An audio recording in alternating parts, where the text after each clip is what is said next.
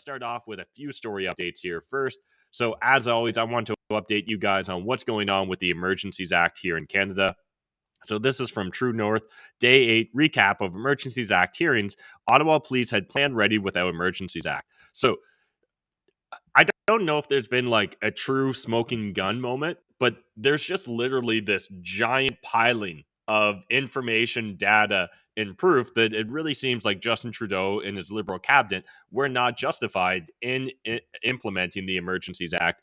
And, you know, again, this isn't a smoking gun, but this article in particular just hit home in regards to the update because there's a discussion here where you can literally see in real time the liberals, the bureaucrats, the administrators are massaging the definitions of language.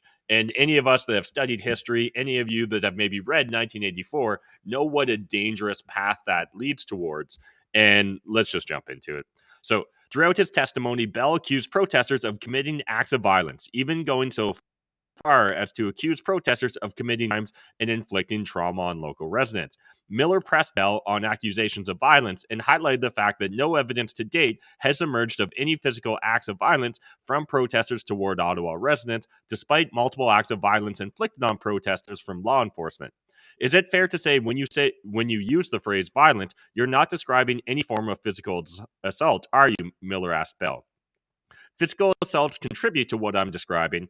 I was specifically describing the violence that our community felt as a result of the culmination of actions that occupiers engaged in, said Bell. So the violence that they felt, not actual violence. Is that what you're saying? Miller questioned. That is correct. Not the criminal code definition of violence, Bell responded. Bell also went on to confirm that the so-called violence he was describing, which included trucks blaring horns and trucks running 24/7, was not technically violence as it relates to the criminal code. This is absolutely wild, in my opinion, and this should really concern all of us because like violence is a thing, and we actually have definitions for words, and that's how we navigate language. And if we can agree upon these things, we've previously already highlighted for you guys how during the Freedom Trucker Convoy protests in Ottawa, that we actually, like in a previous update from the OPP, they said it was remarkably peaceful. We've talked about how crime stats actually dropped during the occupation in Ottawa, and yet here we find ourselves talking about violence, but not real violence. But let's still use the word violence because we know that essentially the CBC and mainstream media will pick that up, right? The corporate press will happily run with the word violence was used in this discussion. Whereas, are you still there, Adam? You look a little frozen. Okay. No. I'm just flabbergasted. That's just my brain trying to just compute what you're actually saying. Like the police, let me get this straight. You just said that the police chief of Ottawa actually said that when they used the word violence, so just to be clear, this was violence. Ontario Provincial Police, Adam. So the chief superintendent. But yeah, like Bell's testimony. Or sorry, let me get back here. Yeah,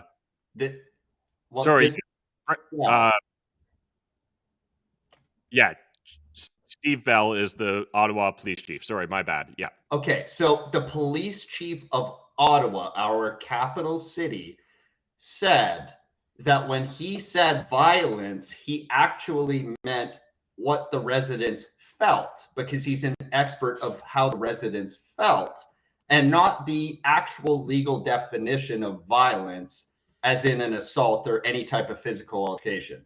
That is literally incredible. That is like double speak. That is Orwell. That is like everything that we've been warned about by every piece of literature ever. Like that's insane. It is. And like what's even more insane is that they feel comfortable saying this, right? It'd be one thing if they were maybe behind the scenes thinking this, but for them to be willing to give testimony in regards to this. And if you guys want, you can watch the entire video here from True North. But it blows my mind that everything seems to be unraveling around the narrative. And yet, like we covered yesterday, Jagmeet Singh will probably continue to support the Liberal government, regardless of the actual results of this. Under questioning from Commissioner Counsel, Bell described the behavior of the convoy participants prior to arriving in Ottawa as extremely lawful, and he testified to the fact convoy leadership had peaceful and lawful intentions when they arrived in Ottawa. But yet, they still will frame this as violence was perpetrated against the citizens of Ottawa because of how they felt. Like, we have passed the Rubicon here, it feels like, at this moment in time. There's no turning back. Like, the culture wars seem to be in full effect.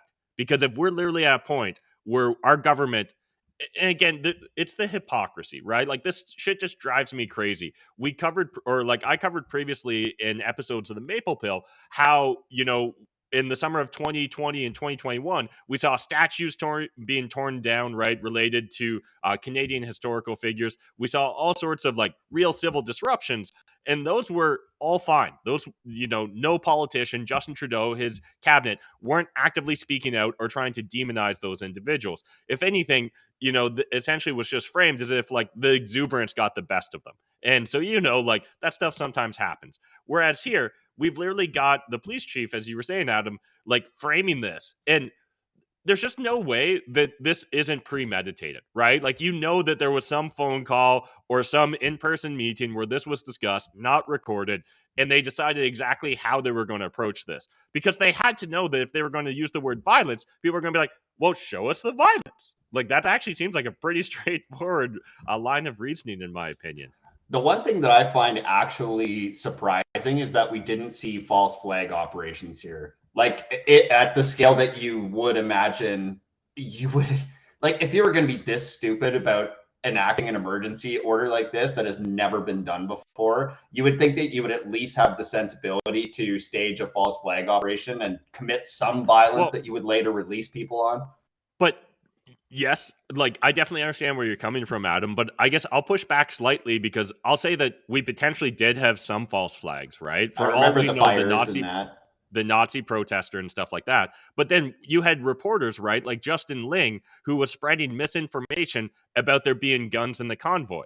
And then you had politicians referring to that.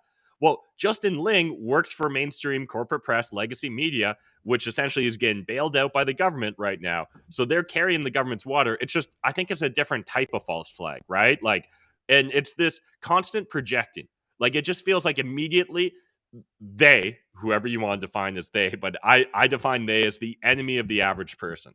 The people, the elites, the plutocrats, the technocrats, the individuals that think that they're better than you, the smarter than you, and that you don't actually deserve a say in how you're governed. And that's probably a discussion for a whole nother day. But it's wild to see them have such hubris towards the average person. And I think that this is just the new type of false flag that they're operating under, which is accuse you of mis and disinformation and then immediately go and execute the mis and disinformation themselves.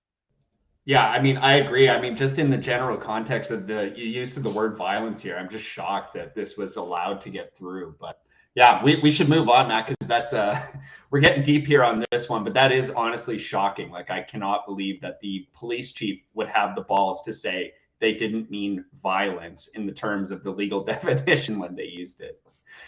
Yeah, look, what's the point of having a legal definition, especially Like, when you're the police chief? Like, it'd be different if this was a citizen. Like, we had like we've had multiple witnesses come forward with testimony saying how they were traumatized, right? And yet, even like the one witness, right? She was talking about how horns were blaring, and the only violence she witnessed were people in her building throwing eggs at truckers. And yeah. like, yet, that doesn't grab the mainstream media, corporate press, legacy attention, and it just drives me wild. But you're But right. like, We'll keep.